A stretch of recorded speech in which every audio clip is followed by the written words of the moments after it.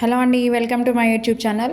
ఈ వీడియోలో మనకు తెలియకుండా పిల్లలు మారం చేస్తున్నారని చెప్పి కొనిచ్చే ఈ పెన్సిళ్ళు, ఎరేజర్స్, షార్ప్నర్స్, నోట్బుక్స్ వీటిపైన మనకు తెలియకుండానే మనం ఎంత వేస్ట్ ఖర్చు చేస్తున్నాం, అవసరానికంటే ఎంత ఎక్కువ ఖర్చు చేస్తున్నాం అనే విషయం గురించి నేను ఈ వీడియో తీసిన. సో వాళ్ళు అడిగిన ప్రతి ఒక్కటి కొనియాల్సిందే. చిన్నప్పటి నుంచి కూడా అడిగింది కొనిస్తేనే వాడు స్కూల్కి వెళ్తాడు. నాకు ఈ ఎరేజర్ కావాలి, ఈ కంపాక్స్ బాక్స్ కావాలి, అన్నీ అవే వాడికి.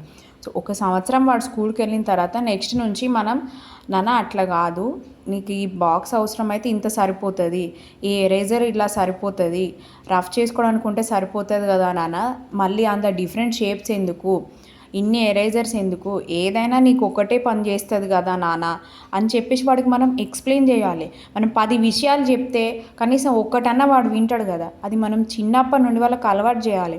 పెన్సిల్స్ అయితే ఎన్ని ఉంటాయో ఎవరింట్లో చూసినా కూడా బాక్స్లే ఉంటాయి. సో ఇందులో కూడా మనకు డిఫరెంట్ ఉంటాయి మళ్ళీ. ఇప్పుడు ఈ పెన్సిల్ కూడా రాయడానికి సరిపోతుంది కదా. సేమ్ డిఫరెన్స్, అన్ని పెన్సిల్స్ ఒకటే కలర్లో రాస్తాయి, వేరే కలర్ కాదు కదా. సో ఇది కలర్ఫుల్గా ఉందని ఇది కావాలంటారు. ఇది పోయేది ఏంటి, పొట్టే. మనం షాప్ చేస్తే పోయే పొట్టే కలర్ఫుల్గా ఉంటుంది. సో ఎరేజర్స్ కూడా అన్నీ కలర్ఫుల్ కావాలంటాయి. 5 రూపీస్కి ఒక ఎరేజర్ పడుతుంది. ఇది రఫ్ చేసుకోవడానికి పని చేస్తుంది కదా. వద్దు, డిఫరెంట్ షేప్లో ఉండాలి, ఫ్రూట్ షేప్లో ఉండాలి, పైనాపిల్ షేప్లో ఉండాలి. దీనికి ఎంత కాస్ట్ పడుతుంది? 20 రూపీస్ పడుతుంది. సో అవసరానికి అది సరిపోతుంది, ఇది అవసరం లేదు కదా. సో పిల్లల్ని అట్రాక్ట్ చేసే విధంగానే అన్నీ పెడతారు. కాకపోతే మనం వాడికి ఎక్స్ప్లెయిన్ చేయాలి, నాన్న నీ అవసరానికి ఇది యూజ్ అవుతుంది, ఇంతకు మించి మనకు అవసరం లేదు అనేసి. 250 రూపీస్ కంపాక్స్ బాక్స్ వాడు 3rd 4th అవుతాడు, 2nd క్లాసే అవుతాడు. 2-3 మంత్స్లో ఖరాబ్ చేసుకుంటే ఎట్లా? 50 రూపీస్ పాడు చేసుకున్నా కానీ సంవత్సరంలో ఆ 250 రూపీస్తో ఇంకో 5 బాక్సులు కొనుక్కోవచ్చు. నోట్బుక్స్ అయినా కూడా మనకి లావిష్గా చూడడానికి వావ్ ఎక్సలెంట్ అనేలాగా అవసరం లేదు. వాడు దాంట్లో రాసి రాత నేర్చుకునేది ఇంపార్టెంట్, చూడడానికి ఎలా ఉందనేది కాదు. అది మనం వాడికి ఎక్స్ప్లెయిన్ చేయాలి. ఈ ప్లాస్టిక్ క్లిప్స్ ఉన్న బాక్స్ ఎన్ని రోజులు యూజ్ అవుతుంది? 1 ఇయర్లో ఆ క్లిప్స్ కనుక సైడ్ క్లిప్స్ లూజ్ అయితే బాక్సే వాడుకోలేము. స్టీల్ బాక్స్ అయితే 10-15 ఇయర్స్ అట్లనే ఉంటుంది. వాటర్ బాటిల్ ఎంత చూడడానికి బాగుండేది, ఎంత 240 రూపీస్, 1/2 లీటర్ పడతాయి వాటర్. ఇప్పుడు ఈ వాటర్ బాటిల్ సరిపోదా సిప్పర్? మనం ప్రతి ఒక్కటి వాళ్ళకి చెప్పాలి, నాన్న అది అవసరం లేదు. వాటర్ బాటిల్ అయితే మనం ఎవ్రీ ఇయర్ చేంజ్ చేస్తూనే ఉంటాం, దానికోసం వందలు పెట్టాల్సిన అవసరం లేదు.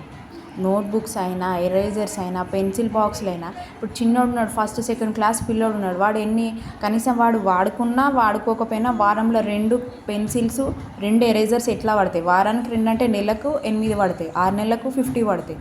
సో నేను వాళ్ళు అడిగిన లావిష్ వస్తువులకి, నార్మల్గా మన నెసెసరీ వస్తువులకి ఒక ఎస్టిమేషన్ వేసుకొని అప్రాక్సిమేట్గా ఇక్కడ కాస్ట్ వేసుకొని క్యాలిక్యులేట్ చేసిన.